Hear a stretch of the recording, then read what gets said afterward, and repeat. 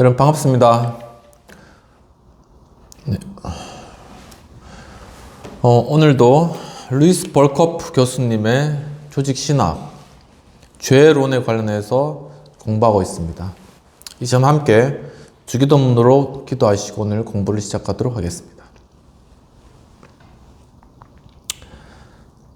하늘에 계신 우리 아버지여, 이름이 거룩히 여김을 받으시오며 나라의 마옵시며 뜻이 하늘에서 이룬 것 같이 땅에서도 이루어지이다. 오늘날 우리에게 일용할 양식을 주옵시고 우리가 우리에게 죄 지은 자를 사하여 준 것 같이 우리의 죄를 사하여 주옵시고 우리를 시험에 들지 말게 하옵시고 다만 에게서 구하옵소서. 대개 나라와 권세광이 아버지께 영원히 있사옵나이다. 아멘.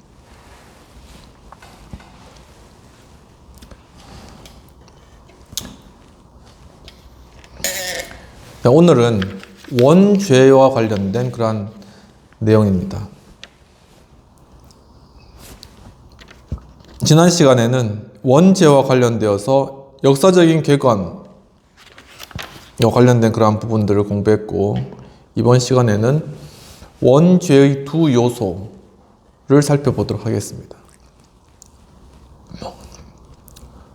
원죄의 두 요소로 첫 번째는 원죄의 죄책이 되겠습니다. 오리지널 길트.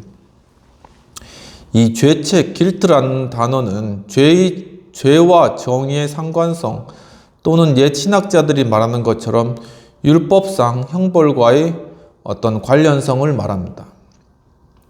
죄책이 있는 자는 율법과 법적인 관계에 놓여 있는 것이죠. 죄책은 두 가지 의미를 가졌는데, 첫 번째는 죄의 책임입니다. 라투스 컬페라는 것입니다. 죄의 책임과 두 번째는 형벌적 책임입니다. 라투스 포나에라는 형벌적 책임이 되겠습니다. 투레틴이 잠재적 죄책이라고 명명한 전자는 어떤 행위 또는 상태의 고유한 도덕적 죄상, 일디절트를 가리킵니다. 이것은 죄의 본질에 속하는 것이며 죄악성의 필수적인 구성 요소가 되는 것이죠. 이것은 스스로 죄악을 범한 자들에게 영구히 부과되는 그러한 것입니다. 이것은 용서에 의해 제거되는 것이 아니며 예수 그리스도의 공로에 의한 칭의에 의해서 제거되는 것도 아니며 단순한 사면에 의해 제거되는 것은 더더욱 아닙니다. 인간의 죄는 의롭다 칭함을 받은 뒤에도 생득적으로 처벌받아야 할 것으로 남는 것입니다. 이 같은 의미의 죄책은 다른 사람들에게 전이될 수가 없는 것입니다. 그러나 우리가 신학에서 죄책을 말할 때 통상적으로는 후자를 의미하는데, 이것은 마땅히 받아야 할 형벌 또는 스스로 결단하여 율법을 범한 데 대한 하나님의 의를 충족시켜야 할 의무를 말하는 것입니다. 이 같은 의미의 죄책은 죄의 본질에 속하는 것이 아니라 오히려 율법의 법적 제재와의 관계를 말하는 것입니다.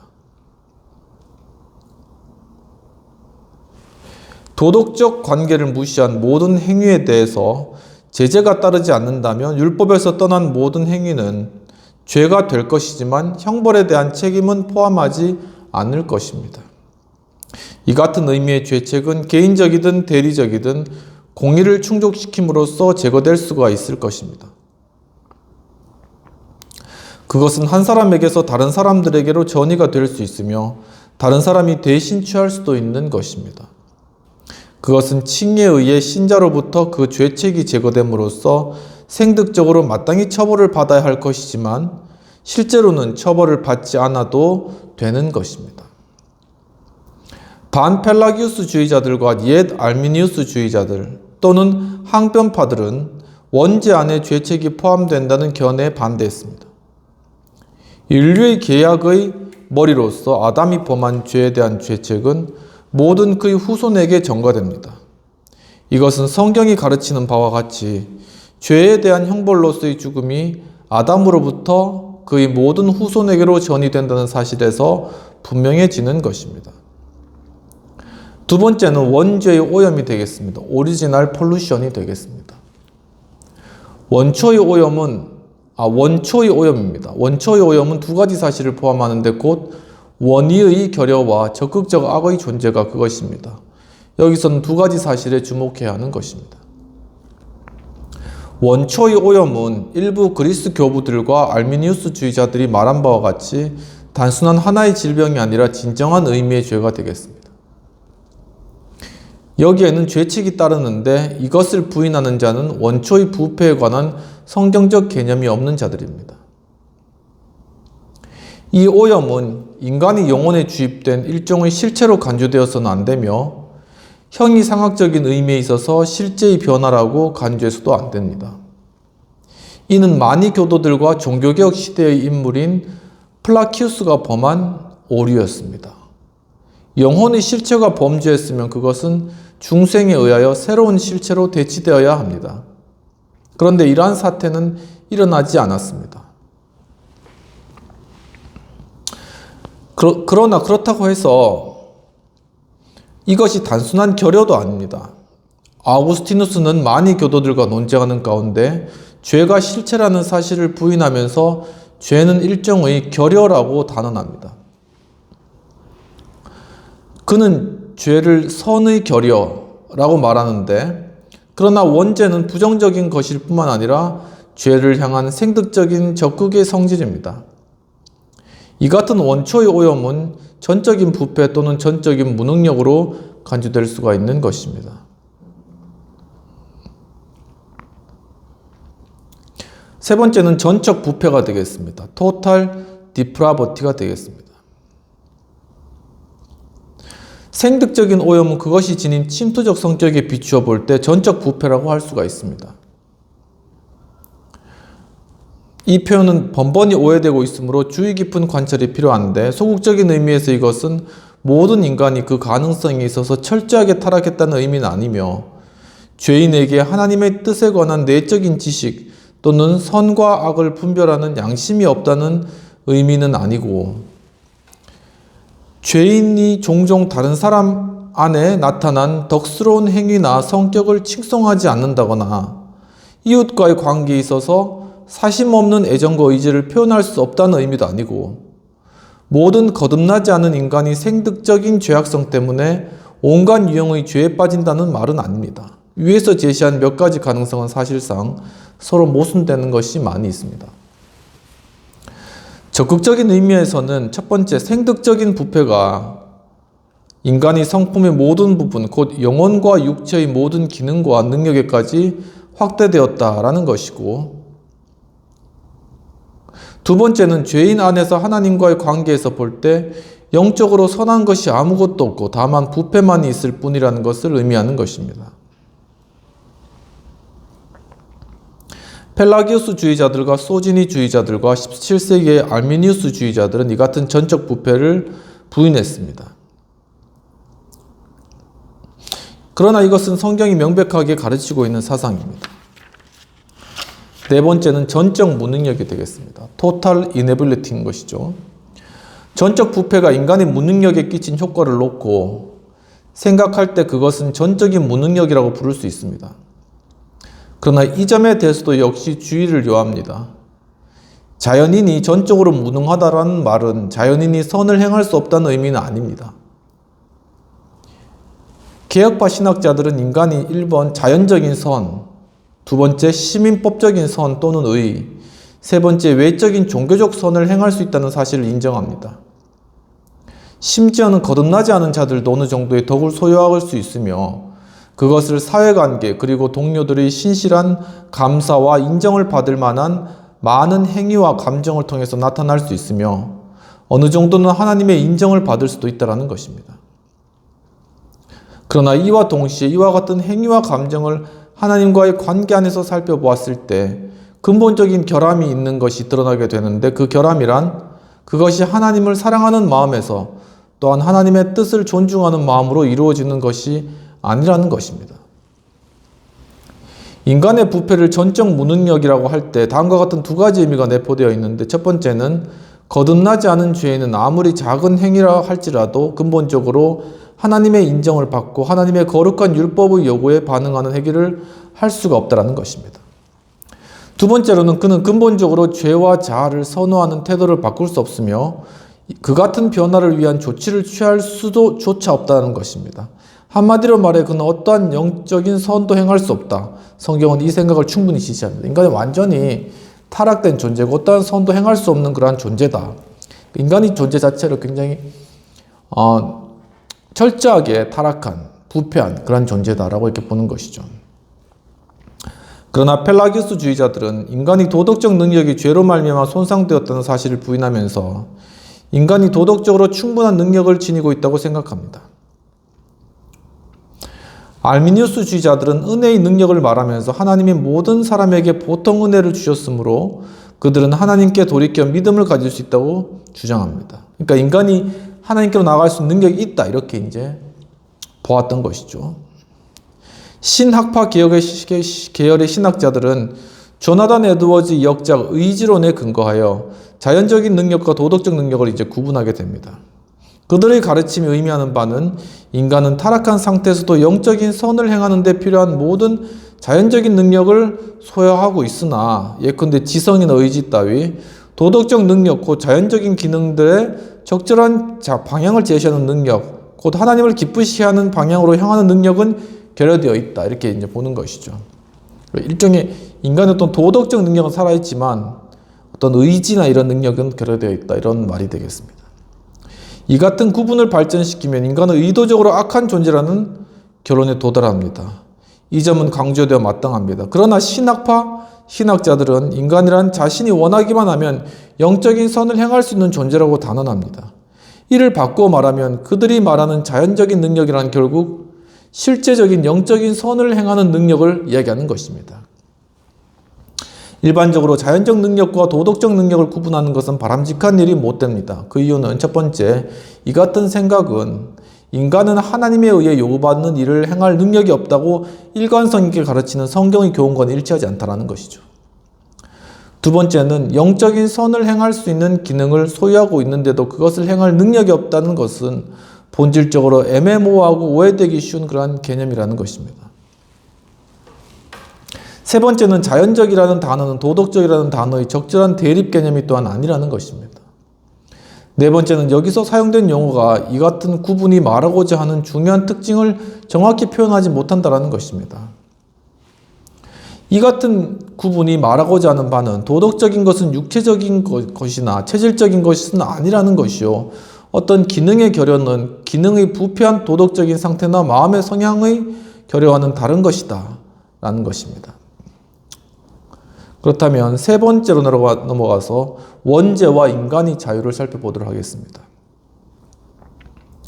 인간의 전적 무능력의 교리와 관련하여 그렇다면 원죄는 자유의 상실, 곧 자유의지, 리베룸 아르비트리움, 자유의지의 상실을 의미하는가? 라는 질문이 제기되는데 이 질문에 대한 답변은 부정적인 의미나 긍정적인 의미에서 모두 가능하므로 신중히 이루어져야 한다는 것입니다. 어떤 의미에서 인간은 자유를 상실했습니다. 그러나 또 어떤 의미에서는 자유를 상실하지 않았습니다. 자유로운 동인을 천부적으로 소유하고 있다는 점에서 곧 인간이 영혼을 가지고 있는 지배적인 성향과 성품에 완전히 일치하여 자신이 원하는 것을 선택할 수 있다는 의미에서 인간에게는 선택의 자유가 부여되어 있습니다. 인간은 그가 책임적인 도덕적 행위자가 되는데 필요한 구조적 기능들을 상실한 것은 아닙니다. 그에게는 여전히 이성, 양심 그리고 선택의 자유가 있는 것이죠. 그에게는 지식을 획득하고 도덕적인 특징과 의무를 느끼고 인식하는 능력이 있으며 그의 감정, 성향, 행위는 자발적이어서 자신에게 적절한 것을 선택하기도 하고 거부하기도 하는 것입니다. 뿐만 아니라 그에게는 동료들과의 관계에서 선하고 우호적이며 인애롭고 정당한 것을 감득하고 행할 능력이 있는 것입니다. 그러나 인간은 실질적인 자유를 상실하였습니다. 다시 말하면 인간에게는 원초적이고 도덕적인 구조적 요소와 조화를 이루면서 최고 선의 방향으로 진로를 결정할 수 있는 합리적 능력이 결여되어 있는 것입니다. 인간에게는 선천적으로 억제하기 어려운 편견에 사로잡혀 악을 지향하려는 성향이 있습니다. 인간에게는 영적인 탁월함을 인식하고 사랑하거나 영적인 일들, 곧 구원에 속한 하나님의 일을 추구하고 행하는 능력이 결여되어 있습니다. 아우구스티누스적이며 칼빈주의적인 이 같은 입장은 펠라기우스주의와 소지니주의자들의 입장과 완전히 대립되는 것이며 부분적으로는 반펠라기우스주의나 알미니우스주의와도 대립되는 것이 되겠습니다. 그 본질에 있어서 펠라기우스주의적이라고 할 수 있는 현대의 자유주의가 인간이 이처럼 참된 의와 거룩함의 방향으로 자신의 일생을 결정하는 능력을 상실했다고 보는 교리를 격렬히 반대하면서 옳고 선한 것을 인간이 선택할 수 있다고 자랑하는 것은 자연스러운 일입니다. 반면에 변증신학, 바르트주의는 인간이 전적인 무능력을 강조하면서 인간에게는 하나님께로 향할 수 있는 어떤 가능성도 주어져 있지 않다는 입장을 취합니다. 죄인은 죄의 노예이므로 아마도 반대 방향으로는 전혀 향할 수 없을 것이라고 생각하는 것입니다. 네 번째는 위계의 신학과 원죄가 되겠습니다. 여기서 위기신학 또는 바르트주의의 원죄론을 간략하게 정의하고 넘어가는 것이 좋을 것 같은데, 월터 로우리는 이렇게 말합니다. 바르트는 타락에 관해서 많은 이야기를 하고 있으나 원죄에 관해서는 아무 말도 하지 않는다. 인간이 타락했다는 사실을 말하는 것은 어렵지 않다. 그러나 이 타락은 역사 안에서 볼 수 있는 사건이 아니라 형이상학적인 의미의 원역사, 우르겐 지테 것이죠. 원역사에 속한 형이상학적 의미의 사건인 것입니다. 브루노도 최근에 저서 반역하는 인간 Man in Revolt에서 이 문제에 대하여 말하고 있고, 그는 전통적이고 교회적인 의미의 원죄론을 받아들이지 않습니다. 아담이 처음 범한 죄는 모든 그의 후손들의 죄를 설명하는 근거가 될 수가 없습니다. 이 죄는 또한 후손에게 전이되어 그들의 모든 실제적인 죄의 뿌리가 되는 죄악된 상태를 초래하는 것도 아닙니다. 죄는 상태가 아니라 행위입니다. 심지어 죄인이 되는 것도 상태가 아니라 행위입니다. 왜냐하면 그것은 하나의 인격됨을 의미하기 때문입니다. 라고 이야기하고 있습니다. 이러한 브루노의 가정에 따르면 전통적인 견해는 바람직하지 못한 결정론의 요소를 가지고 있으며 따라서 인간의 책임을 충분히 옹호해 주지 못합니다. 그러나 그가 원죄론을 반대한다고 해서 원죄론 안에 담겨있는 진리를 모조리 무시한다는 말은 아닙니다. 브루노는 인류의 죄의 연대성, 영적인 본질과 성격이 부모에게서 자녀에게로 전이되는 것을 강조합니다. 그러나 그는 죄의 보편성을 원죄가 아닌 다른 어떤 것으로부터 찾습니다. 하나님이 창조하신 인간은 단순히 하나의 인간이 아니라 다른 사람들과의 관계 안에서 창조된 존재요, 다른 사람들과 교제하도록 만들어진 그러한 존재입니다. 고립된 개인이란 하나의 추상 개념에 지나지 않는 것입니다. 창조 안에서 우리가 차지하는 위치란 하나의 개별화된 그리고 분절된 단위로서 많은 지체들을 가진 한 몸입니다. 한 지체가 고통을 받으면 다른 지체들도 함께 고통을 받는 것입니다. 그는 계속해서 이렇게 말했는데, 그것이 우리의 기원이라면 이 기원에 대한 우리의 반대는 개체로서의 개인의 경험이 될 수 없다. 분명한 사실은 각 개인은 한 개인으로서 죄인이라는 것이다. 그러나 동시에 그는 통일된 연대성 안에서 전체를 형성한다. 다시 말하면 전체로서의 실제적인 인간성이라는 몸을 형성한다는 것입니다. 그러므로 범죄함에 있어서도 연대성이 있다는 것이죠. 인류는 하나님으로부터 분리되었다는 것입니다. 그러나 죄의 연대성을 부인하는 것은 이미 그것 자체가 죄의 본질에 속한 것입니다. 아담의 최초의 죄의 결과로 인하여 인간은 지금 죄인입니다. 그러나 인간이 지금 죄인이라는 사실이 그의 개별적인 죄의 행위의 원인이라고 간주해서는 안 되는 것입니다. 그와 같은 인과관계가 용인될 수 없는 이유는 인간이 범하는 모든 죄가 하나님을 향한 새로운 결단이기 때문입니다. 인간이 죄인이라는 진술은 인간이 죄의 상태나 조건에 있다는 말이 아니라 인간이 실제적으로 하나님에 비해 반역에 가담하고 있다는 그러한 뜻이 되겠습니다. 우리는 아담과 같이 하나님으로부터 떠났으며 이 같은 반역을 범하는 자는 그것을 끊임없이 되풀이할 수밖에 없는데, 그 이유는 그것이 습관이 되었기 때문이 아니라 그것이 이 행위가 지닌 특징적인 성격이기 때문이다라는 것입니다. 인간은 이 길을 거꾸로 올라갈 수 없습니다. 그는 다만 이 길을 따라가면서 끊임없이 죄를 범할 수 있을 뿐입니다. 성경이 말하는 죄는 언제나 하나님을 떠나는 것입니다. 죄인이 된다는 개념 자체 안에서의 행위는 인간의 전 실존을 결정하는 행위로 인식됩니다. 브루노의 사고 안에서 토마스 아퀴나스의 실제론적 시각이 많이 반영되어 있습니다. 다섯 번째는 전적 부패와 전적 무능력에 대한 반론이 되겠습니다. 첫 번째, 도덕적 의무에 모순된다는 것입니다. 전적 타락과 무능력에 대한 가장 명백하고 가장 개연성 있는 반론은 그것이 도덕적 의무와 모순된다는 것입니다. 인간은 필요한 능력을 부여받지 않는 일에 대해서 책임을 질 필요가 없다는 것이죠. 그러나 이 원리가 일반적으로 함의하는 내용은 하나의 오류입니다. 이 주장은 하나님이 인간의 본성에 부과하신 한계에서 비롯된 무능력에 대해서는 적용될 수 있으나 앞장에서도 언급한 것과 같이 도덕과 종교 영역에서는 적용되지 않습니다. 여기서 논의되는 무능력은 자기가 부화한 것이며 종교적 기원을 가진 것으로서 인간이 하나님에게 부과하신 어떤 한계에 기인한 것은 아닙니다. 인간은 아담 안에서 행한 왜곡된 선택으로 말미암아 무능력하게 된 것입니다. 두 번째는 실천을 가능하게 하는 모든 동기를 제거한다는 것입니다. 두 번째 반론은 전적 부패와 전적 무능력의 교리가 실천을 위한 모든 동기를 제거하고 은혜의 수단을 사용하기 위한 모든 합리적인 전거를 파괴한다는 것입니다. 어떤 주어진 목적을 성취할 수 없다는 사실을 우리가 안다면 그 같은 성취를 위하여 청구된 수단을 사용해야 할 이유가 어디 있는 것인가 하는 것이죠. 성령의 조명을 받아 자기 자신의 자연적 무능력을 진정으로 의식하는 죄인은 행위의 의를 중단하게 되는 것입니다. 그것은 반드시 필요한 일입니다. 그러나 이 일은 자연인에게는 적용되지 않습니다. 왜냐하면 그는 철저하게 자기 의에 사로잡힌 자이기 때문입니다.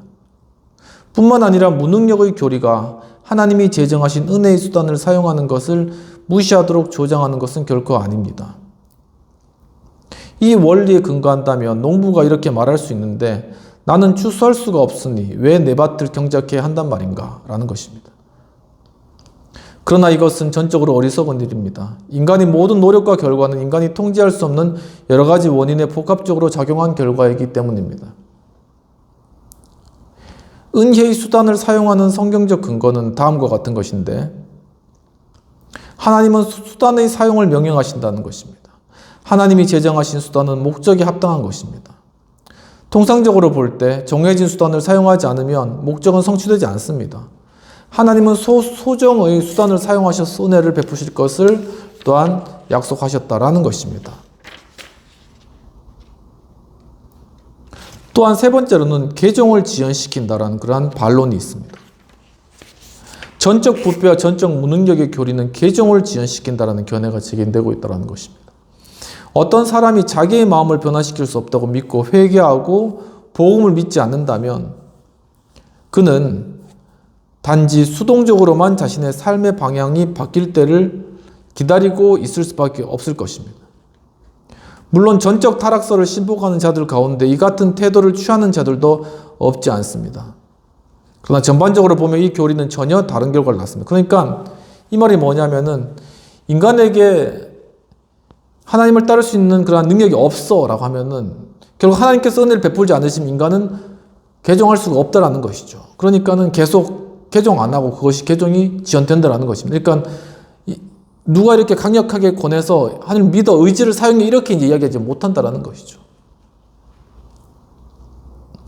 그런데 이 전반적으로 보면 이 교리는 전혀 다른 결과를 낳는데 죄에 매우 친숙한 죄인들은 삶을 자유롭게 변화시키는 능력이 자신에게 있음을 의식하는 경우 변화를 마지막 순간까지 미루고자 하는 유혹을 받을 것입니다. 그러니까 내가 할 수 있는데 내가 왜 믿어야 되나 이렇게 하면서 계속 변화를 미룬다는 것이죠. 그러나 매우 바람직한 어떤 일이 자기 자신의 능력을 넘어서서 존재한다는 사실을 의식하는 경우 그는 본능적으로 자신 밖에 있는 그 힘을 도움을 갈구할 것입니다. 그러니까 내가 할 수 있는 힘 이외에 다른 힘이 나를 돕고 있다는 생각을 하면 난 쉽게 거기에 의지에 순복하고 그것을 의지함으로 말미암아 개종할 수 있다는 것이죠. 구원을 그와 같은 방법으로 생각하는 자는 위대한 영혼의 의사에게 도움을 요청할 것이며 자신의 무능력을 시인할 것이라는 것입니다.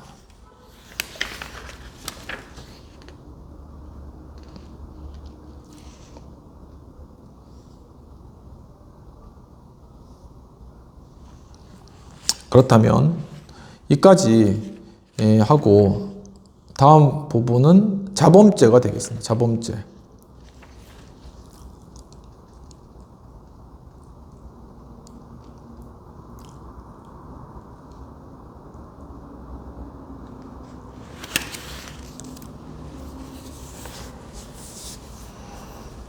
actual sin이라고 하는데,